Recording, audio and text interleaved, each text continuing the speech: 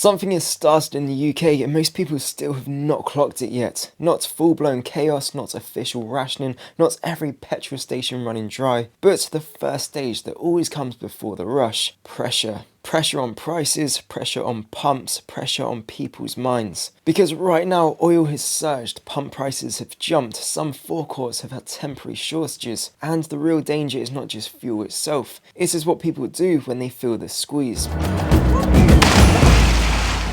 Welcome back to Charlie Survival. If you care about staying calm, practical and ready in the UK when everyone else starts reacting too late, subscribe now and comment below with where you're watching from. City, town, countryside or coast, because where you live changes how this affects you. Now let me be clear from the start, this is not one of those videos telling you Britain has magically run out of fuel overnight. This is not what is happening. What is happening is more realistic, more British, and in some ways more dangerous. Rising prices, temporary shortages in some places, soon to be heavy traffic on the roads because of Easter, tighter household budgets, and the exact kind of public panic that turns strain into a real problem. And that is why this matters, because if you wait until your local station has queues down the road, if you wait until diesel gets even more expensive, if you wait until everyone starts topping up at once, then you're preparing at exactly the same time as the crowd, and that is exactly why people make bad decisions. So in this video I'm going to walk you through 10 practical things you should do now if fuel pressure in the UK keeps getting worse. Not bunker fantasy, not fear, not buy 100 jerry cans and disappear into the woods, just a calm, realistic UK plan for normal people who want to stay one step ahead. Because the real question is not will the UK run out of fuel tomorrow, the real question is this: if fuel gets tighter, even more expensive, or more erratic over the next few days or weeks, are you set up to cope without stress? Let's get into it. 1. Do not prepare emotionally, prepare practically. This is the first and biggest rule, because the first shortage is often not the physical shortage, it's the mental shortage. People see a headline, then they see a clip online, then they hear somebody at work say their local station had no diesel, then suddenly they feel the need to top up right now. That is how pressure spreads. So your first job is simple: do not become part of the stampede. Stay alert, yes, stay informed, yes, but do not let panic make your decisions for you, because once emotion takes over, people overbuy, overdry and overreact, and that makes everything worse for everyone. 2. Never let your tank fall into the danger zone. Most people drive as if the fuel station will always be there, always be open, always have supply, and always be affordable. That mindset works until it doesn't. If this situation keeps dragging on, the smartest thing you can do is stop treating a quarter tank like normal.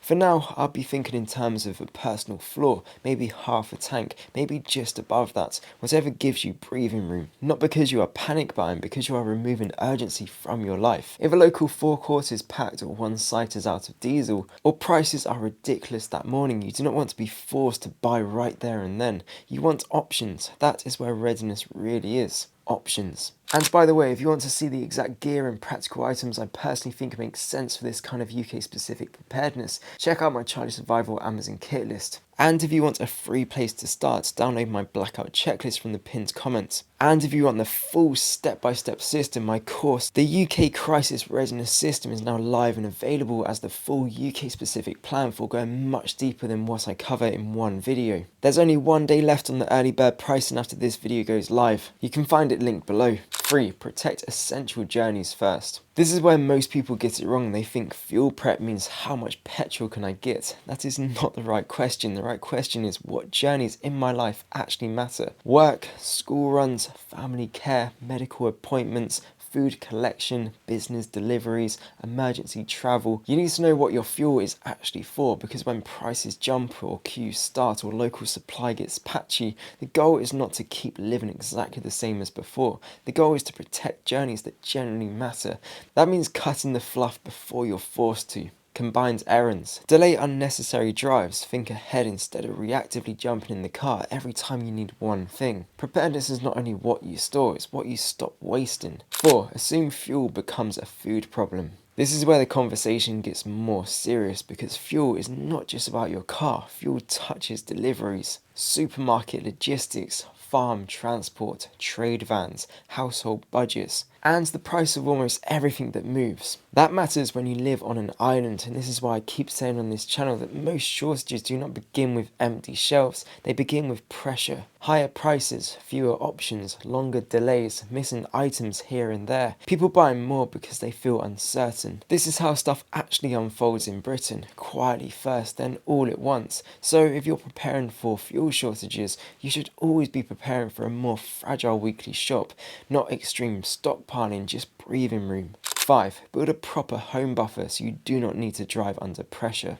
This is one of the biggest wins because if you have a decent food cupboard, household basics, water, medication sorted, and a few key backups at home, you immediately become less vulnerable to fuel stress. You do not have to drive because you run out of milk, run out of loo roll, run out of batteries, run out of painkillers, run out of pet food. You're not joining the rush for everyday basics while everyone else is suddenly trying to do the same. That is why home preparedness matters so much. It buys time, and time is what panic takes away. A sensible 7 to 14 day buffer changes your whole mindset. You stop feeling like every headline controls your life. 6. Know your local fuel picture before you need it. This is such an underrated one. Most people only start paying attention to local forecourts when the warning light comes on. That is far too late. You should already know which stations near you are usually cheapest, which ones are easier to access, which ones tend to be busiest, which ones are better for diesel if you run a diesel vehicle, and which alternatives exist if your usual place is rammed. The government's Fuel Finder now gives UK forecourts fuel price data, which is genuinely useful in a moment like this.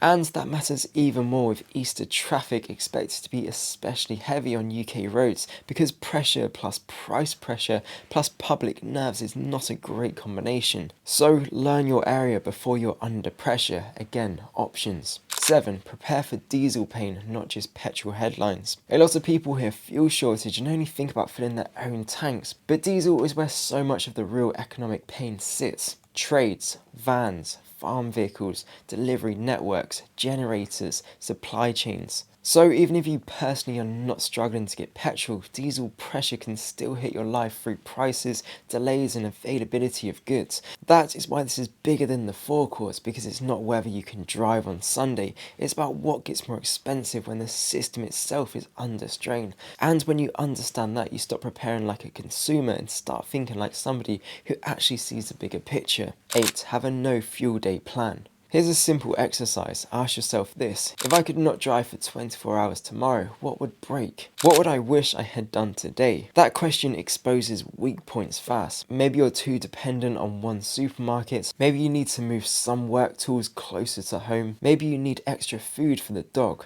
Maybe you need to top up prescriptions. Maybe you have no backup way to cook, light the house, or charge devices if wider disruption follows. Preparedness gets easier when you stop thinking in actual headlines and start testing your real life. Not what if society collapses? What if I cannot drive tomorrow? What if pumps are packed this weekend? What if prices spike again next week? What if I want to stay home for 3 days and avoid the madness completely? That is a much better way to think. 9. Make home more useful than the car. This is a mindset shift. Most people build their life around movement. Drive here, drive there, pop out for this, grab that later, sort it tomorrow. But when fuel gets expensive or awkward, the house needs to carry more of the load. That means having enough food to cook from home, enough light if the power goes, ways to charge key devices, warmth if weather turns, cash if card systems go down, and enough household basics that you're not forced into unnecessary trips. The more capable your home is, the less every fuel wobble controls you, and this is where preparedness stops feeling like fear and starts feeling like peace, because you're not trying to predict every headline, you're simply building a life with more resilience baked in. 10. Understand that the first phase is already here. This is the main point of the whole video. People think crisis starts when everything is visibly broken, but usually it starts earlier than that. It starts with volatility, with rumours, with rising cost, with little signs of strain, with public nerves, with temporary shortages, with people saying it's probably nothing, right before it becomes something. And that is why I wanted to make this video right now, not when the queues are everywhere, not when the shelves are stripped, not when everyone suddenly wants the same things on the same day. now. Because people who come through this stuff best are rarely the ones who move first out of fear. They're the ones who moved early out of common sense. So let me leave you with this. You do not need to live in fear of every headline, but you do need to stop living as though the system will always stay smooth, cheap and convenient. Because the truth is, even with national supplies still technically normal, your local reality can still get messy very quickly through queues, price jumps, temporary outages at some forecourts, and the behaviour of everyone around you. That is the real lesson here. Do not prepare for the headline, prepare for the inconvenience, prepare for the knock-on effects. Prepare for the rush before the rush. If this video helped, comment below with the one thing you're doing this week to become less dependent on the system. And subscribe to Charlie Survival if you want more calm, practical UK preparedness without the nonsense. And if you want to go a step further, check out my Charlie Survival Amazon kit list. Download the blackout free checklist from the pinned comment. And if you want a full step-by-step plan, check out the UK Crisis Readiness System course. Because the goal is not to panic, the goal is to already be sorted before everyone else starts asking the same questions. If you found this video helpful, I recommend clicking this one on screen now to learn all about how to prepare for food shortages. Put the kettle on, click it, and I'll see you over there.